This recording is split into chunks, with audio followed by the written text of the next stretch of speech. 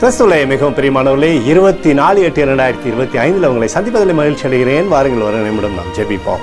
அன்பு தகப்பனே, இன்றைக்கு என்னுடைய பாதுகாப்புக்காய் ஜெபிக்கும்படி என் தேவனுடைய சமூகத்தில் வருகிறேன். என் தேவனுடைய நிறைவும் அன்பும் ஆசீர்வாதம் விடுதலை என்னுடைய வாழ்க்கையில் இருந்து செயல்படும்படி நீர் செய்தல்படி ஜெபிக்கிறேன். செல்லக்கூடிய இடத்துல செயல்படுகிற எல்லா காரியத்திலும் தேவ மகிமை இவரை ஆண்டவரே வழிநடத்தும்படியாக நீர் செய்தல்படி ஜெபிக்கிறேன்ப்பா. உம்முடைய கிருபை இவரை விட்டு மாறாமல் அற்புதத்தில் இவருடைய வாழ்க்கையை நடத்துங்க.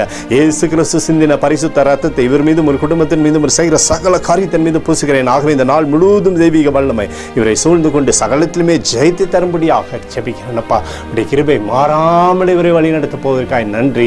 சங்கீதம் 84:10 படி 1000 நாட்களை பார்க்கிலும் உமது பிரகாரங்களில் செல்லும் ஒரு நாள் நல்லது என்று சொல்லி எழுதப்பட்டக்கூடிய வார்த்தையின்படி ஆண்டவரே உம்முடைய சமூகத்திலிருந்து சகல ஆசீர்வாதத்தையும் பெற்றுக்கொள்ளட்டும். பாதுகாத்து வழி நடத்துங்க. இயேசுவின் நாமத்திலே ஒப்புக்கொண்டு ஜெபிக்கிறேன் நல்ல பிதாவே, ஆமென். பிரியமான ஜெப பங்காளரே, ஒரு நிமிடம் நம்ம இந்திய தேசத்திற்காகவும் ஜெபிப்போம். அன்பு தகப்பனே, 24/8/2025 தேசத்தின் நன்மைக்காய் ஜெபிக்கும்படியாய் என்னுடைய சமூகத்தில் வருகிறேன். இந்திய தேசத்தை நீ ஆசீர்வதிக்கும்படியாய் ஜெபிக்கிறேன். ஆசீர்வதிங்க, ஆசீர்வதிங்க, ஆசீர்வதிங்க. தேசம் நன்மையை பெற்றுக்கொள்ளும்படி நீர் செய்தல்லும்படி ஜெபிக்கிறானப்பா.